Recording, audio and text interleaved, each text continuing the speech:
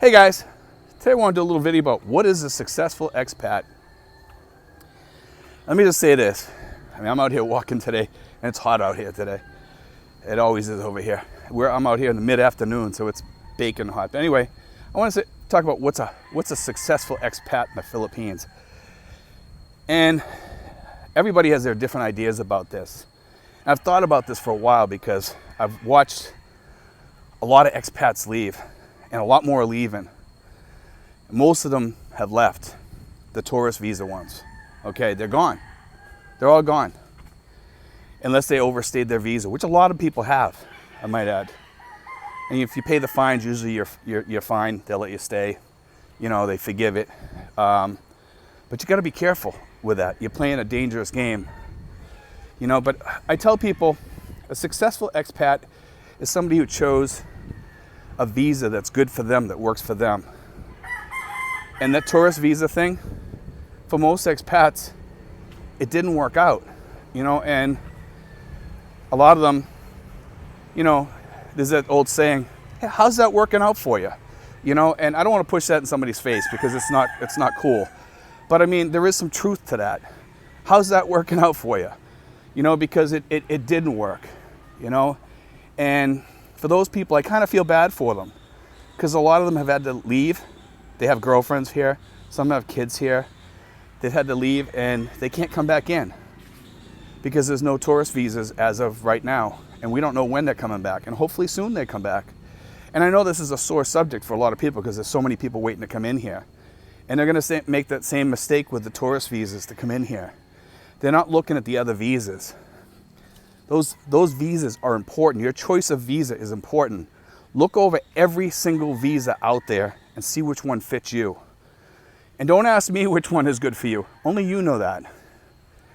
SRRV visas fit different categories for different people. They have a $20,000 visa you can get in here for. It gets put into a security thing. You can use it to buy condos, things like that, or lease land. The other thing is, they have visas also for $10,000, okay? And then they have them for people that are veterans, okay? And the veterans one costs $1,500 deposit, $1,400 application fee. They're easy to do. I help people do those. And I don't want to keep talking about SRRV visas too much, but it's the visa. It is the one, you know, the one that people should be looking at. And I'm going to tell you why.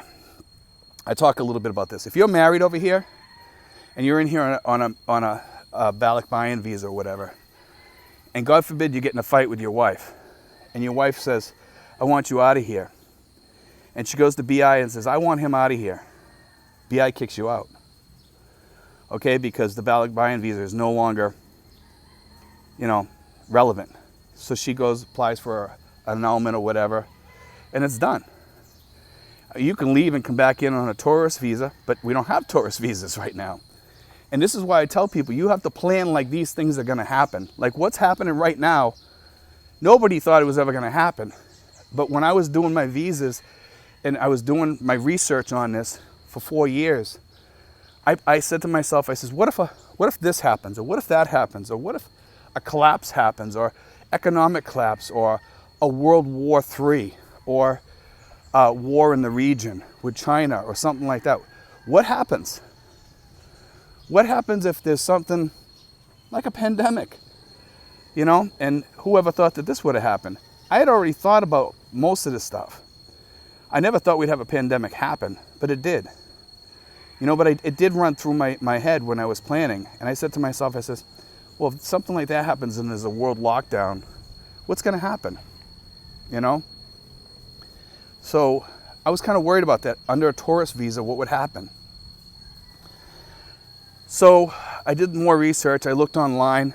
I found an article in a travel magazine. And that's how I found out about the SRRV visa process. It's probably one of the best things going for people today that are coming to the Philippines.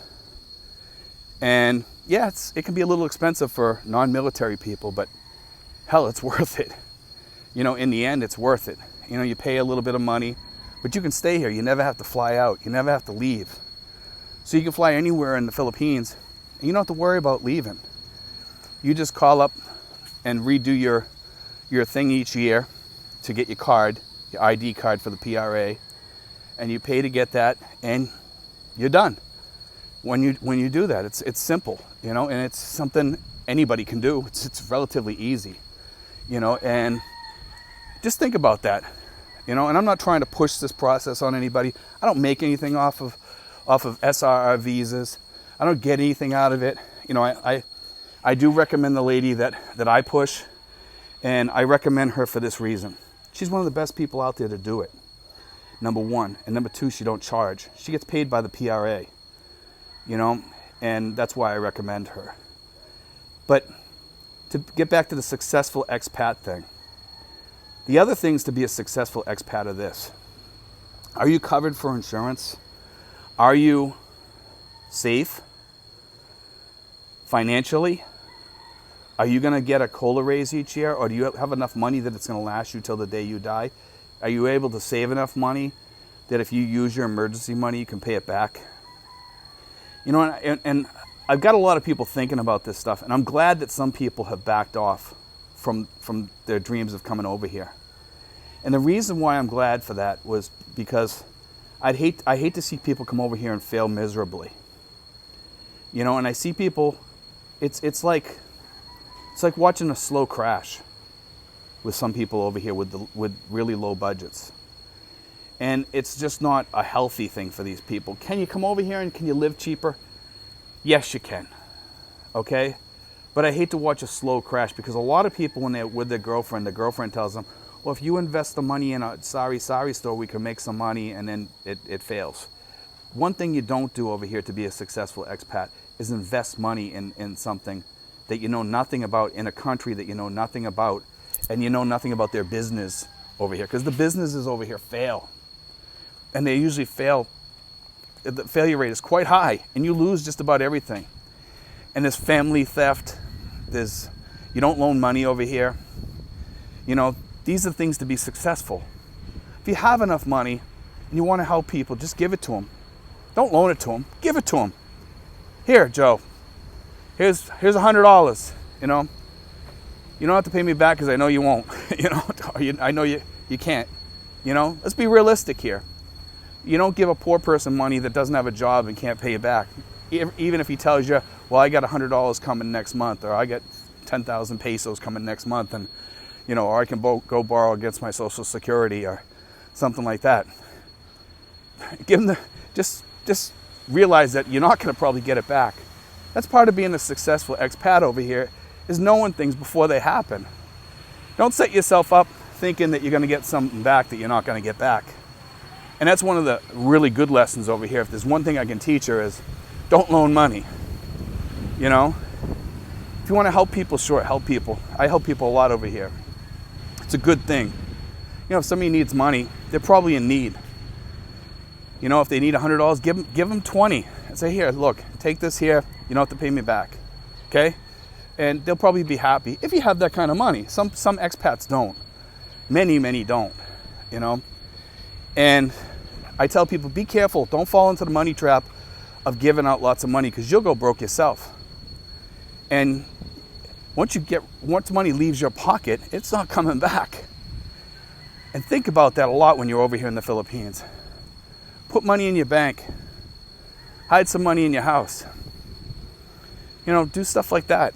Do whatever you need to make sure that you have excess. Because you're going to need it someday when you get sick. You go in the hospital, you need that emergency fund. You know, all that stuff's important. Successful expats have money for emergencies. They have insurance. Sometimes they have a mix of both. Depends on where they are financially. You know, I keep talking about the whiteboard.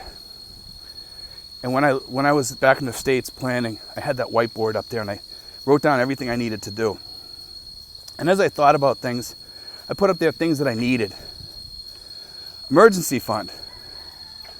I remember the day I marked that up there, how much would I need? What's a safe amount? And I marked up an amount up there, and I went through all my finances and I figured it out. What am I going to have?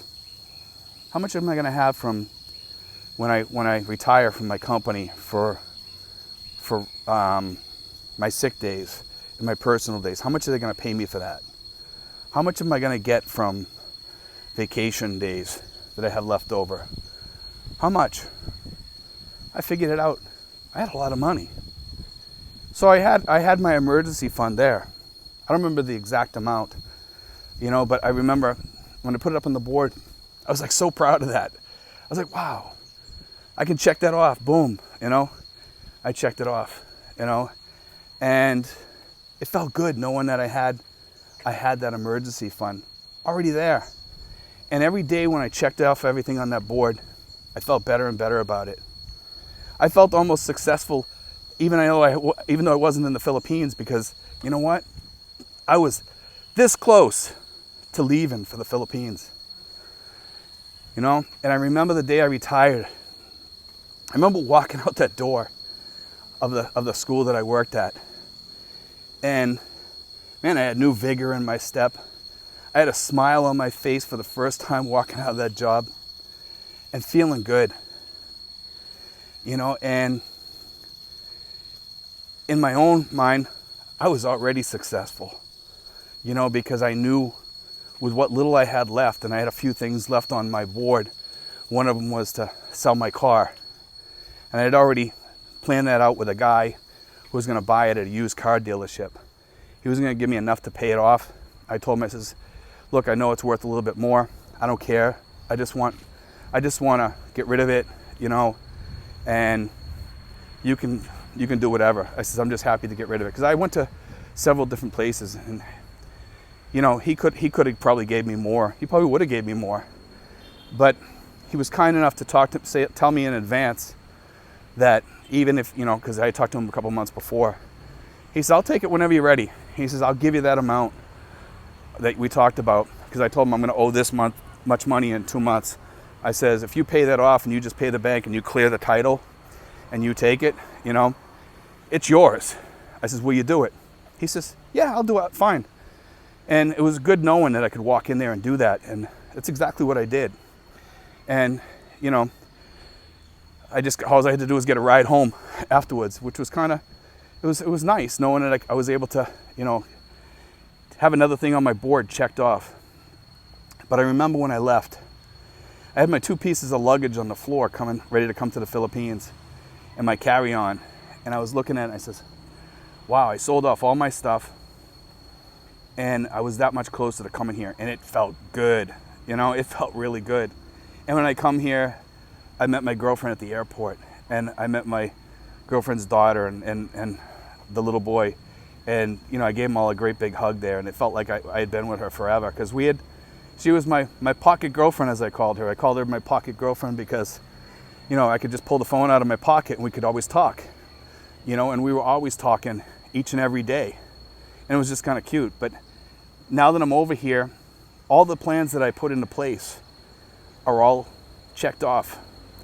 I got my insurance, I got my emergency money, I got my SRRV visa, I got my home, I got low rent, I got my YouTube channel, which I never thought would be successful. And it's not the most successful channel in the world, but I make good money off of it. And you guys, thankfully, I tell you guys, if there's one thing you can do for me, is just watch my ads. That's all I ask. And you can call me up as much as you want. I'm not going to charge you to talk to you. I'm not going to do super chat and all that crap. All I make money off of is the ads. That's it. And a lot of you guys, I'm very thankful because you do watch the ads, and I'm very thankful for that, and I appreciate that. And a lot of you guys know that have talked to me in the past, and I've talked to a good amount of you guys, is that I've talked to you guys, and I've talked to you guys for hours. When you needed that help, I was there for you, and I'm still there for you. And I tell people, anybody's free to call me. You just got to email me, ask me for my number, and I'll give you my number. And I'm more than glad to do that. And if I'm free, I answer the phone. And I usually, 95% of the time, I answer that phone. And usually I talk for over an hour with people, and I usually make a new friend, And some of these people, they want me to meet them at the airport. Some of these people, they just want, my feelings on their budget. They want to know, You know, is it safe to come over here on a low amount if they have this much in savings or something like that? And I tell them what I think. And one thing I am is honest with people. I tell people, I don't think it's going to work, but some people still think, you know, they still want to come over here. And that's a choice that they made, not me. You know, and I tell them, you know, I don't think you're going to make it, but it's your choice. You know, and then it's on them. Because we still have people coming over here. They're telling me, Steve, you know, I get $500 a month or $600 a month, and I have a girlfriend in Mindanao, and she says I can live easily there on $600 a month. Well, you know, that's with no insurance. And we talk about all that stuff. And he says, well, we'll be eating healthy because I'll be living in Mindanao. You know, what's healthy? And if you need to see a doctor, or you get cancer, or you have a heart attack or stroke, what are you going to do? You know, and I had another guy in Bohol saying the same thing. He thought he could live in Bohol on like about $500 or $600 or something like that. And maybe he can. But he had a fixed income, no COLA, no nothing. You know, it was a pension because I guess he didn't pay into the Social Security system or something because he always worked under the table. And he had like this fixed annuity or something that he did. And he wasn't in a really good situation. And he said if he stayed back in the States, he'd have to work the rest of his life. And I told him, you know, you're not going to make it here. You're not going to be successful. You know, remember guys, to be a successful expat takes planning. Have that whiteboard. Watch my old videos.